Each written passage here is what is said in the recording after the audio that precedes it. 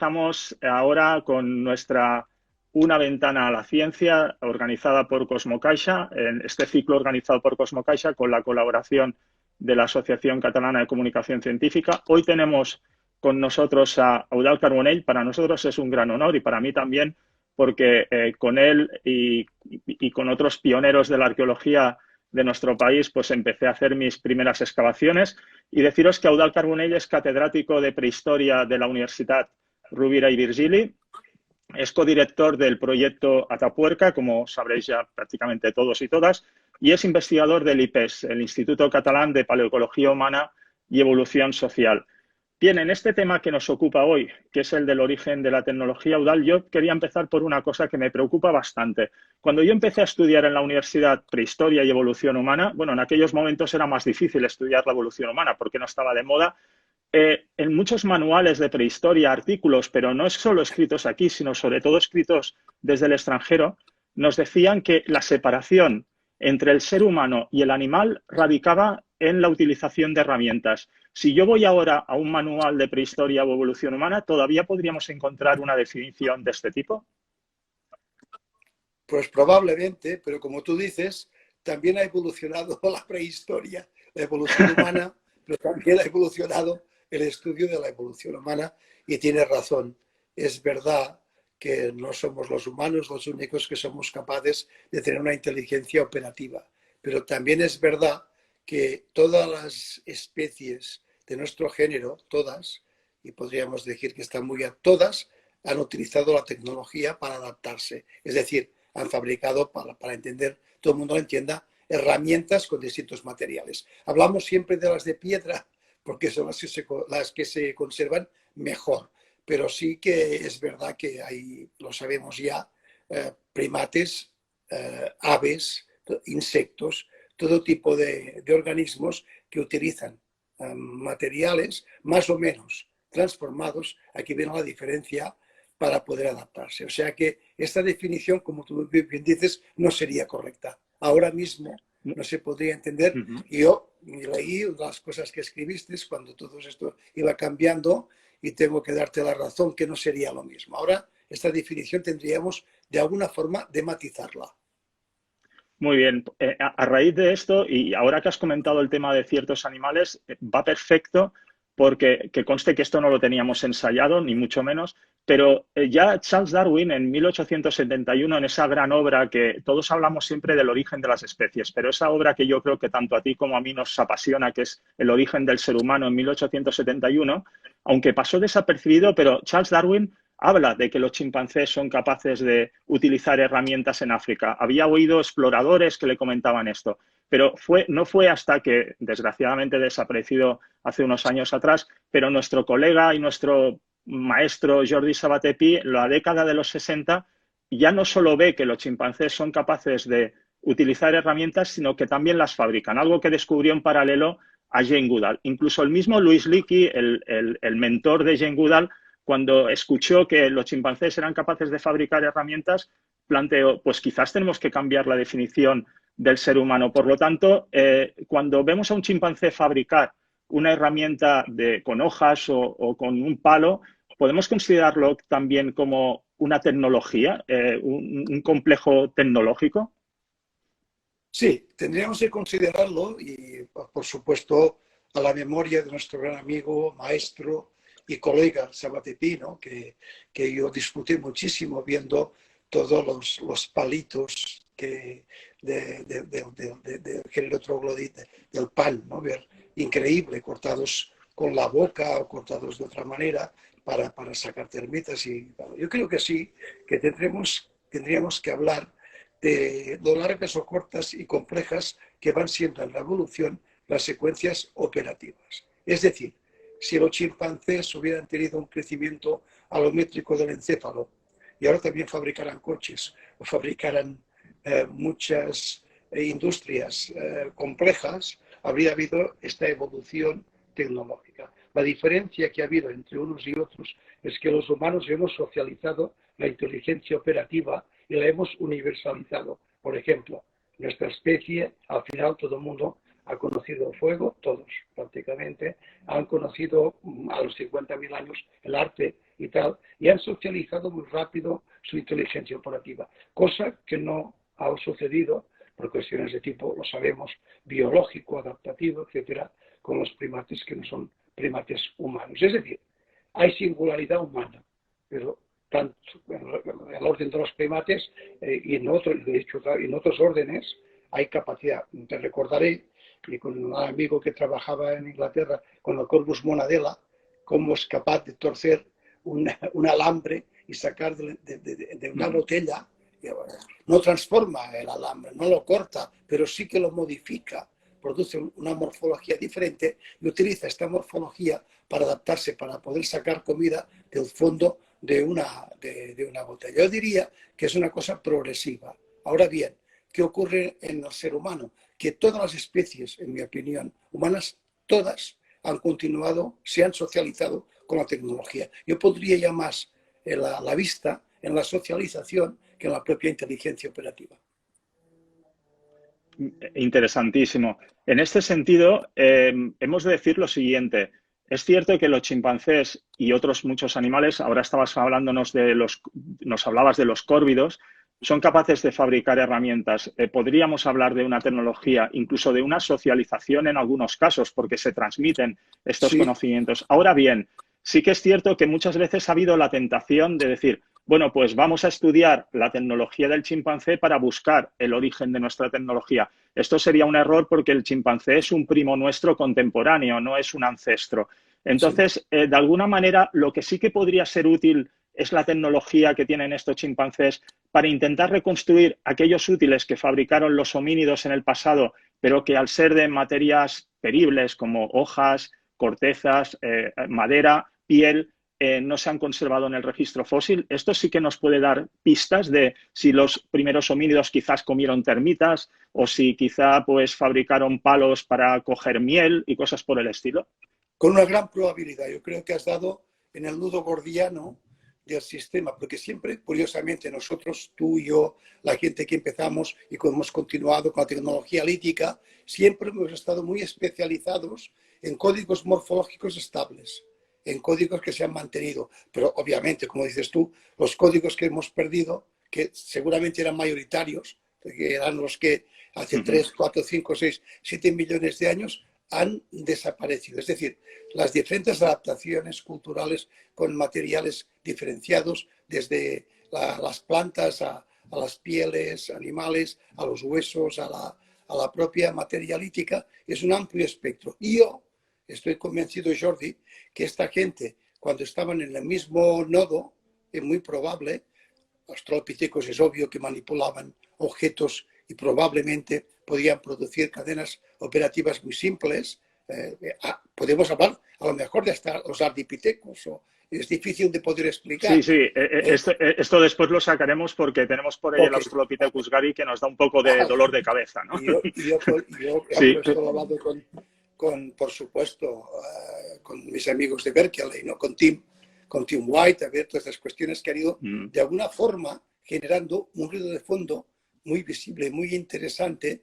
Y mi opinión es que existe el uso y transformación de materiales peribles y no peribles, bióticos y abióticos en un primer momento. Yo diría que hay un melting pot, que hay en las sabanas africanas ya y antes ya en las selvas, una especie de localizaciones, de focalizaciones tecnológicas, o técnicas, perdón, tecnológicas, no porque no hay teoría, técnicas. Y que es una especie de olla que está hirviendo y a partir de aquí salen las distintas direcciones. Con lo cual, lo que has dicho tú me parece muy correcto. Nos puede servir porque yo diría que se han mantenido en estasis las culturas y las industrias de chimpancés y de otros primates, con lo cual nos puede servir de punto de referencia y nos puede servir de analogía sincrónica, pero nada más. Muy bien, y además yo creo que estas cápsulas científicas, estas conexiones en directo de una ventana a la ciencia de Cosmo Caixa nos van muy bien porque ahora mismo Pablo González y Gutiérrez nos está diciendo, yo creía que fueron las herramientas que nos hicieron humanos. Vamos a hablar de este tema porque por aquí nos va a aparecer Homo habilis y hemos empezado con ese tema, con la idea de que no está tan claro que la herramienta separe a humanos de otros seres, ¿no? de otros animales. Pero vamos a continuar porque hay un tema que realmente interesa y que está en conexión con esto que comentaba ahora aquí el compañero, pero además Sweet Tones nos dice también que creo que el lenguaje tiene un papel fundamental, ¿no? Bueno, pero de esto del lenguaje creo que ahora va a aparecer porque siempre que hablamos de evolución humana hay una serie de homínidos que son como icónicos, ¿no? Por supuesto tenemos el Miguelón de Atapuerca, pero tenemos a Lucy, ¿no? Que ahora nos quedaría muy atrás, pero sí que es cierto que siempre en un concurso que vayamos o en un examen que tengamos que hacer con un profesor, podríamos decir muy cuadrado, o una profesora muy cuadrada, si nos pregunta quién fue el primer homínido que fabricó herramientas, todos pensamos generalmente en el Homo habilis, ¿no? Vamos a un museo o cogemos un libro y nos aparece el Homo habilis como el individuo que tiene una herramienta en la mano y que la utiliza. Quizás ese adjetivo de habilidoso es lo que nos confunde un poco. Pero tú ahora lo comentabas de manera muy acertada. Ahora sabemos quizás que hubieron homínidos anteriores, incluso coetáneos a Homo habilis, que podrían haber utilizado herramientas incluso de piedra. Por ejemplo, Australopithecus gari, ¿no? Sí, aquí cuando las marcas de corte que se encuentran en estadios, pues ya, bueno, claro, Lomueki también ha hecho cambiar mucho todo si realmente científicamente se puede comprobar que no hay ninguna anomalía estratigráfica, pues en 3,2, 3,8. Yo te voy a recordar, Jordi, te gustará, que el profesor y gran amigo Clark Howell y el gran geólogo que trabajaba con él, cuando antes de morir yo estuve en Holanda con él y me dijo, teníamos pruebas de industrias humanas en secuencias en 3,8 millones de años, hace 30 años, con potasio argón. Y siempre me decía que teníamos que ir a buscar las industrias en el centro de África, que provenían de allí. El problema era encontrarlas secuenciadas, pero siempre, y ya te digo yo, que todo esto que ha ido ocurriendo, Lomueki puede ser 3,2, 3,4, 3,5, 3,6 millones de años, por aquí entre 6 y 3 millones de años está el cambio ya estructural de las secuencias operativas conservadas. Como decías tú muy bien antes, en materiales peribles, estas secuencias operativas conservadas no las podemos estudiar porque no existen como códigos conservados. Pero en piedra es muy probable que tengamos ensayos y que esto se pierda. Todo el mundo piensa en una evolución lineal, que empiezan a tallar piedras y a hacer diedros y triedros y nunca se olvidan. No, mi opinión es otra. Mi opinión es que antes no hay una sistematización, se va perdiendo. Cuando nuestro cerebro es alométrico, ya no se pierde. Muy bien, precisamente Sonia nos está diciendo esto. Las primeras herramientas del registro fósil, ¿de hace cuántos millones de años son? ¿Dónde aparecieron? Ahora nos estabas respondiendo precisamente a estos materiales de 3,8 y de estas dataciones que realmente nos llevan a momentos anteriores a la aparición a veces teórica del género Homo, ¿no? Realmente esto es lo apasionante. Se empezó a hablar de herramientas muy antiguas en Etiopía, se han hablado de herramientas muy antiguas en Kenia también y por supuesto lo que comentabas, ¿no? Esa necesidad que tenemos de trabajar en el África Central, lo que ocurre que a veces políticamente o por permisos y tal no siempre es fácil. Y bien, aquí hay un tema que realmente vamos a tener que tratar porque este es un tema que a mí me ha apasionado siempre y yo creo que eres una de las personas que nos puedes hablar mejor de ello. Además, el IPES ahora mismo, la Universidad Rovira Virgili, seguramente nos puedes dar novedades porque estáis trabajando con registros de Homo erectus en Eritrea, estáis trabajando en otros puntos de África, pero aquí hay un tema interesante y es la aparición de las primeras herramientas de piedra se debe a la aparición de individuos, de homínidos o homininos con cerebros más grandes o podría ser simplemente un cambio en la estrategia ecológica, es decir, el paso de los bosques a las sabanas. Por ejemplo, yo aquí me he traído pues un guijarro, ¿no? y me he traído un percutor, ¿no? Pues lo que sería el modo 1, el dar un golpe a un guijarro y obtener un cuchillo de piedra para poder descuartizar carne, que fue básico para la explotación de la carne en las sabanas. ¿Tú crees que es esto, que la aparición de la tecnología lítica ¿Es debido más a individuos con unos cerebros espectacularmente más grandes o al hecho de que ha cambiado la estrategia ecológica? Te voy a decir una cosa que te va a sonar raro, pero esto es por casualidad, mi opinión. Mi opinión es que la percusión, que es un gran movimiento ortogonal que permite pues, romper, fracturar, probablemente empieza, efectivamente, pero empieza con yunques. Y en la medida que el objeto a percutir se va rompiendo, esto ya se ha hablado mucho, nuestros amigos que han trabajado con chimpancés y tal, se producen las astillas, se producen los diedros, que después solo hay que cogerlos y después la gente entiende y causa y efecto acaba acumulando en su cerebro esta información y acaba secuenciando, produciendo las esquelas de forma intencional, es decir, de forma consciente. Esto es como el fuego. El uso del fuego para cocinar, no para la comunicación, probablemente ocurrió de la misma manera, de forma casual.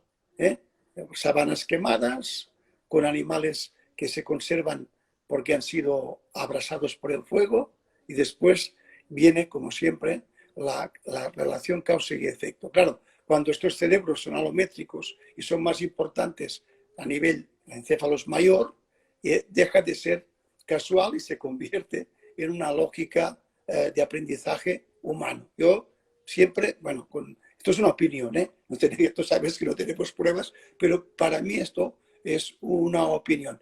La mayoría de las cosas aparecen por casualidad o por necesidad. Sí, a este respecto me gustaría añadir que uno de nuestros colegas, Nicholas Todd de Indiana, de la Universidad de Indiana, cuando trabajó con Kanji, este chimpancé, este bonobo, al cual le enseñó a tallar, una vez se pasó muchas horas enseñándole a tallar, cuando le dieron por primera vez pues materia prima y un percutor para que hiciera un cuchillo y cortara una cuerda, lo que hizo Kanji fue irse y lanzar el núcleo contra el suelo para romperlo, ¿no? Es decir, utilizó el suelo como yunque, ¿no? Es decir, que es más sencillo a veces utilizar un yunque o la percusión lanzada que dominar la mano para conseguir una lasca, ¿no? Y, por supuesto, la naturaleza nos da muchos ejemplos de guijarros que se rompen naturalmente en cascadas de agua, en las costas, y esto pudo dar, como tú muy bien dices, la noción, o romper nueces, ¿no? Cuando estás rompiendo nueces, muchas veces se nos rompe también el percutor y utilizan astillas. Ahí, Pilar nos está preguntando, podríamos hacer este inciso, una pregunta del público directa.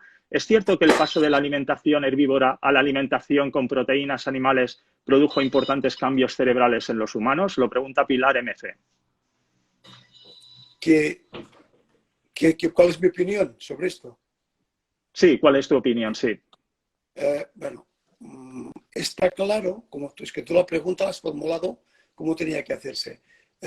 Los cambios ecológicos, por supuesto, son cambios adaptativos que se producen probablemente en secuencias cíclicas y repetitivas. Es decir, somos unos, digamos, herbívoros, unos vegetarianos, folívoros y consumimos todo lo que es estrategias vegetales, pero ya siempre, nuestros antepasados, pero también en su contexto, consumían insectos, consumíamos todo tipo de invertebrados, esto es obvio, y el gran salto que se produce, en mi opinión, no es solo cuando somos carroñeros, que aprovechamos los restos que son producidos por otros animales, es cuando realmente la carne como nutriente pasa a formar parte de nuestra estrategia adaptativa. Es aquí cuando la relación cerebro-carne y herramientas cobra un nivel muy significativo. Cuando hablamos de todo esto, y para mí es muy importante, es que los humanos lo hacemos todo con herramientas, que no hay ninguna otra especie animal que necesite herramientas para hacerlo todo. Es decir, el uso de herramientas, el uso de materiales transformados, asociado obviamente a nuestras adaptaciones, han favorecido también la lógica neuromecánica, el lenguaje y el aumento exponencial de complejidad. Y esto es lo que ha permitido el incremento de sociabilidad. Y pasamos obviamente, ser vegetarianos a ser omnívoros, a después a ser cualquier espectro. Somos carnívoros cuando no hay vegetales, hay grupos humanos especializados en las épocas glaciares que no consumen vegetales durante gran parte estacional. En cambio, hay grupos más adaptados a los bulbos que están continuando comiendo bulbos y ya nos estamos adaptando a diferentes ambientes. Vamos a decir una cosa que me parece importante, Jordi, es que es un mosaico, no es lineal. Volvemos otra vez a la linealidad. Por supuesto, cuando el cerebro es alométrico y ha alcanzado un nivel determinado, no hace falta que crezca más, Jordi. A partir de aquí puedes adaptarte con cualquier proceso. Exacto. Quizás lo que tenemos que romper ya es con el esquema lineal, ¿no? Es decir, la famosa línea de homínidos uno detrás de otro es lo que yo creo que la audiencia tiene que tener claro que no es así, que estamos hablando aquí de un árbol muy complejo, lo estás explicando muy bien. Todo esto sí, de una mata, más que de un árbol, Jordi, yo hablaría de una mata, de un arbusto, una mata, no un árbol. Sería una cosa un poco más, es difícil después de explicarlo, pero más complicado. Pero fíjate, haces cualquier publicación, haces cualquier cosa, las editoriales te ponen la famosa imagen porque te dicen, no, hemos de poner esta imagen, que es la imagen que todo el mundo reconoce, porque si ponemos otra imagen, la gente no la entiende, no sabe qué le estás explicando. Ahora, en el último libro que hemos hecho, infantil, que es Arte Humano, he conseguido que la chica diseñadora hayan hecho una especie de arbusto con hojas, con todo, que es muy interesante, pero es verdad que la gente pones a los homínidos de la filogenia en las ramas y les cuesta mucho de verlo, porque están acostumbrados a ese mensaje lineal, pero no es lineal como tú dices. Muy bien. Simplemente Sonia nos preguntaba, pero ya lo hemos respondido un poquito antes, ¿cuándo se piensa que aparecieron las herramientas pedibles y qué especies fueron las primeras en utilizarlas? Es lo que comentábamos ahora con Eudald. Seguramente fue de muy antiguo, hace millones de años, pero como no tenemos la constatación arqueológica y paleontológica, los científicos trabajamos con pruebas, ¿no? Y solo lo podemos inferir a nivel indirecto a través de lo que hacen hoy en día los chimpancés, incluso otros pueblos humanos actuales. Y Alex Saavedra nos pregunta, ¿cómo podemos diferenciar que un objeto no trabajado y objeto trabajado tuvieron la misma función como herramienta? Bueno, el famoso debate, supongo, Eudald, que una herramienta no tiene por qué ser un objeto modificado, puede ser un objeto no modificado. Exactamente. El problema es que la función, lo que llamamos la morfotecnología, es realmente lo importante, porque es cómo se hace, la complejidad que tiene un cuchillo, un simple cuchillo, hecho a través de una mecánica neuronal y a través de un esquema operativo abstracto, no tiene nada que ver con un guijarro que se ha roto por casualidad. Uno es un código complejo, morfológico, evolutivo, y el otro es una piedra. Ahora bien, la función, una cosa es la forma, la estructura, y otra es la función. Muy bien. Ahora aquí hay un comentario simpático de Mari Kitsch que nos dice el modo 0, sí, porque claro, antes he sacado el guijarro y el percutor, estaríamos hablando del modo 1 y precisamente la pregunta que te voy a hacer ahora es sobre el modo 2, el famoso modo 2 o lo que antes se hablaba del hachelense, ¿no? Lo que es la fabricación de las hachas de piedra. ¿Por qué de repente en África en torno, por ejemplo, tú ya sabes que hemos trabajado en el lago Natron, allí tenemos un hachelense muy antiguo, un modo 2 muy antiguo, en Kenia también lo hay, pero ¿por qué de repente aparece en África una tecnología de hachas de mano asociadas normalmente a este homínido que llamamos Homo ergaster o Homo erectus? De hecho, el Homo erectus lo estáis trabajando vosotros en el IPS, ahí en Eritrea, y no sé si tienes información sobre... ya sé que es uno de tus temas preferidos, ¿no? Pero ¿qué nos puedes hablar de estas hachas de mano? Muy interesante sacar este tema. En Eritrea, también en Etiopía, que colaboramos con nuestros amigos de Etiopía y en otros lugares. Bueno, es muy interesante lo que estás tú diciendo, porque curiosamente vamos a empezar por las cosas más sencillas. Si aparece esta complejidad estructural, que son asociar dos diedros con un triedro, que esto es una herramienta como el BIFAZ, una herramienta multifuncional, es porque durante 2 millones antes se ha ido acumulando y de forma en estasis una información tecnológica, neurotecnológica, una memoria del sistema muy importante. Y En un momento determinado, cuando, es una opinión mía, cuando se empieza con la caza selectiva y con la caza sistemática, tenemos una información para producir objetos de gran complejidad que se sincronicen y que se asocian a los cambios y estrategias adaptativas de homínidos como Homo ergaster. Esta es mi opinión. Muy bien. Y entonces, en torno a esto, que estos homínidos, bueno, hoy sabemos que hay alguno más en liza por ahí, pero estos homínidos, estos Homo ya con cerebros de mayor volumen encefálico, resulta que marchan hacia Eurasia, se van al continente asiático, van hacia Europa, y ahí es donde estáis trabajando vosotros también desde el IPES en todas estas excavaciones en Georgia, ¿no? Georgia Sí, es Europa administrativamente hablando. Y ahora, ¿qué nos podrías decir un poco contestando? Antes Sonia nos preguntaba las materiales peribles más antiguos, algún compañero también nos preguntaba dónde están las herramientas más antiguas en África. Ahora la gran pregunta, ¿dónde están las herramientas más antiguas ahora mismo en Europa? Otra pregunta muy interesante. Vamos a hacer, yo me acuerdo, en el Congreso del 76 de la OISPP, un famoso arqueólogo yugoslavo abrió diciendo que probablemente en Europa, te hablo de hace muchísimos años, más casi 50 años, que se encontrarían herramientas de 1 millón de años en Europa. Fíjate, cuando ya se había hablado, no, de 1 millón. Ahora sabemos que en las puertas de Europa, de Manisi, están en 1,8. Pero también sabemos que en Israel, en el corredor, hay industrias de 2,3, 2,6. Y sabemos, pues se ha publicado nuestros colegas, pues que en Pakistán hay industrias de cerca de 2,5, 3 millones de años.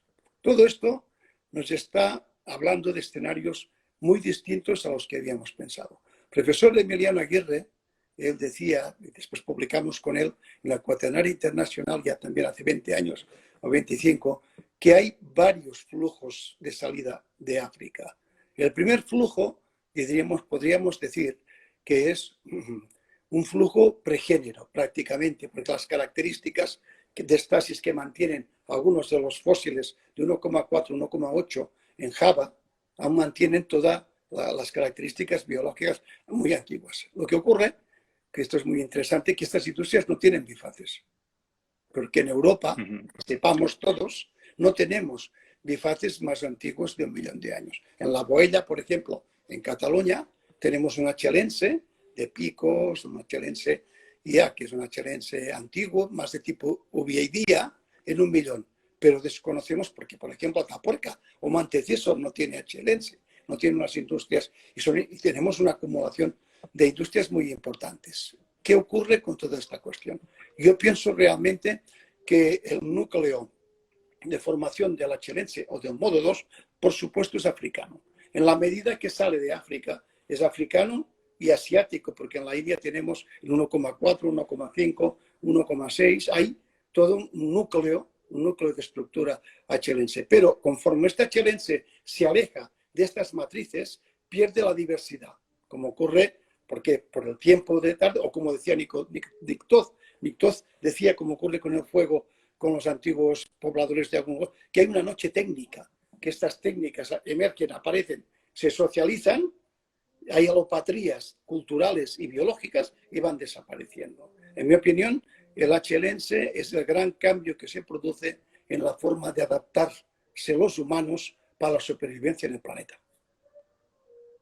Cambio ojo al dato, sí, muy bien. Ojo al dato, alumnos, alumnas y cualquier espectador que nos esté escuchando ahora aquí en la ventana de la ciencia del Cosmo Caixa y de la Asociación Catalana de Comunicación Científica, porque lo que nos está explicando Eudald muchas veces no aparece en los libros.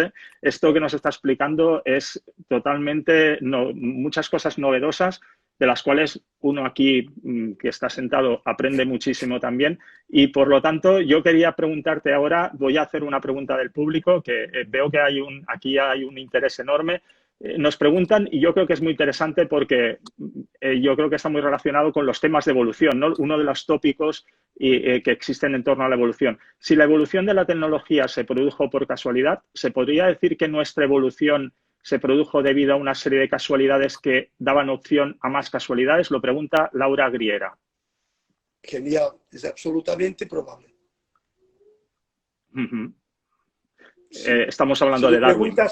Después es totalmente aleatorio y mira, si me lo preguntaras hace 30 años, no sabría qué contestar, pero soy muy mayor y me atrevo a decir lo que pienso.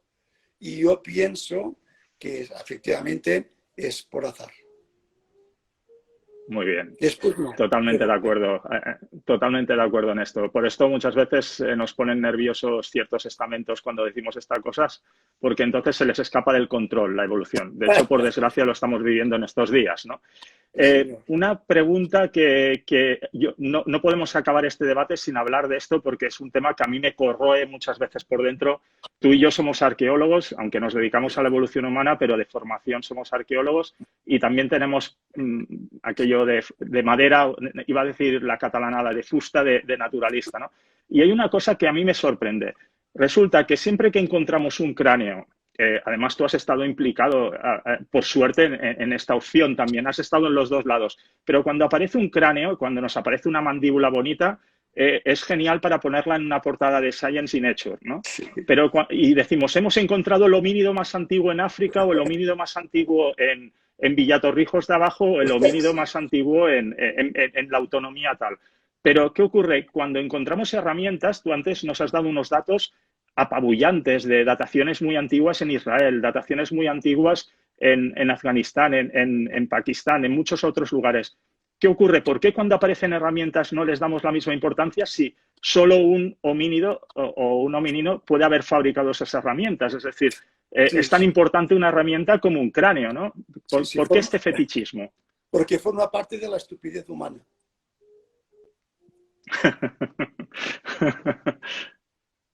No, ahora en serio, es verdad, porque es una prueba material obvia, todos lo sabemos, que a partir de 2 millones de años, pues 2,5 y tal, estos artefactos, estas acumulaciones de registros de tipo litotécnico son de factura humana. Es decir, no hace falta encontrar el cráneo o la mano o las falanges de quien lo ha hecho, porque se necesita una mano para hacerlo. Si encuentras una mano, es igual de importante que un cráneo, ¿no? Para saber que, claro, para documentar que hay una antropogénesis, ¿no? Y es verdad que hay, como tú dices, el ser humano, hay esta antropogénesis fetichista, hedonista, de sobreposición de nuestro grupo zoológico por encima de lo demás y que tenemos que evitar. Y porque tú comentabas antes, esta pandemia es un gran aviso de que tenemos que hacer las cosas mejor y que la empatía la hemos de tener no solo entre nosotros, porque ahora sí que la tenemos cuando estamos en peligro como especie, no vamos a extinguirnos, pero puede colapsar como consecuencia de los ciclos económicos y tal, sino que tenemos que tener empatía, tanto anatómica, pero también empatía con nuestro entorno. Muy bien. Voy a deciros que hay 3 Apayarés nos pregunta, pero ¿y si el azar no existe? Y además nos hablan también de Stephen Jay Gould, por ejemplo, Cristina Soberanas. Hay preguntas por ejemplo, también de Cristina hablaríamos de evolución saltacionista. Simplemente deciros que no lo vamos a responder ahora, porque quiero que os mantengáis atentos de alguna ventana a la ciencia de Cosmo Caixa, porque vamos a tener temas más adelante donde hablaremos específicamente de evolución. Y como vamos a tener que cortar dentro de poquito, se ha pasado volando esto, no quiero que nos vayamos de este debate sin preguntarle a Eudald por una de mis películas preferidas, 2001, Una odisea en el espacio, ¿no? del gran Stanley Kubrick. Y te quería preguntar, para ti, porque es una cosa que a mí siempre me ha apasionado, el monolito, ¿qué representa para ti? Porque yo creo que tecnología y 2001 van totalmente implicadas, ¿no? Con esas escenas iniciales. Jordi, para mí el monolito es la conciencia operativa. Ajá. No hay otro. Es la conciencia cósmica.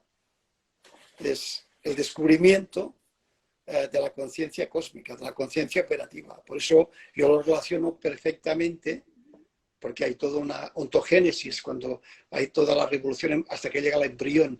Entonces, yo lo veo como filogenia, ontogenia todo sincronizado, y lo veo relacionado absolutamente con las primeras escenas de la prueba de cuando se convierte el fragmento de hueso roto y empieza a evolucionar y a dar vueltas y se convierte en la nave espacial. Es la prueba de la existencia de la conciencia cósmica. ¿Y de alguna manera crees que Stanley Kubrick quiso, porque la película bebe mucho de la obra de Ardrey, de la Sí, génesis de África y de la sí, hipótesis del hombre cazador, ¿no? sí, Pero vamos a... además el hecho es de que también esta relación que existía en los momentos después de la Segunda Guerra Mundial, de las guerras de la posguerra, Vietnam, etcétera, de esa imagen que la tecnología siempre está asociada a la guerra, al hecho de destruir, ¿no? Esto de como si la violencia Sí, estuviese en nuestros genes, que es algo que creo que ni tú ni yo estamos de acuerdo, no, ¿no? no, Tú y yo hemos convivido con grupos cazadores-recolectores exactamente. y no es así, ¿no? Es decir, No, no. somos más así nosotros ahora, ¿no? Exactamente. Sí, tienes razón. Puede que haya, pero yo, si me hablas, si me preguntas cómo yo, mi opinión, cómo yo interpreto esto, es esta metalenguaje, esta metaestrategia Ujú. de cómo la inteligencia nos lleva a la conciencia. Muy bien. Pues Audal, muchísimas gracias por haber estado con nosotros en esta Una ventana a la ciencia, esta sesión de este ciclo de Cosmo Caixa con la colaboración de la ACCC y emplazaros para la siguiente charla en directo también aquí en Instagram de Cosmo Caixa, que será, hoy estamos a miércoles, pues será ya el viernes próximo. Muchísimas gracias, Audal. Ha sido, yo creo que un lujo absoluto poder contar en estos días que nos tenemos que quedar en casa, pues que la ciencia entre a nuestras casas y que al final entendamos que es la ciencia y la cooperación, que es un tema también que a ti te apasiona mucho, Mucho. los que nos pueden hacer salir de esta pandemia y esperemos que os encontréis todos bien en vuestras casas y tú también, Audal. Muchísimas gracias, un placer. Igualmente, el placer es mío, Jordi. Por muchos años puedas contribuir a hacer estos programas que nos ayudan a tomar conciencia de nuestra especie. Muchas gracias, Audal, y muchas gracias al equipo de Cosmo Caixa. Y lo dicho, os emplazamos hasta el viernes próximo. Muchas gracias a todos.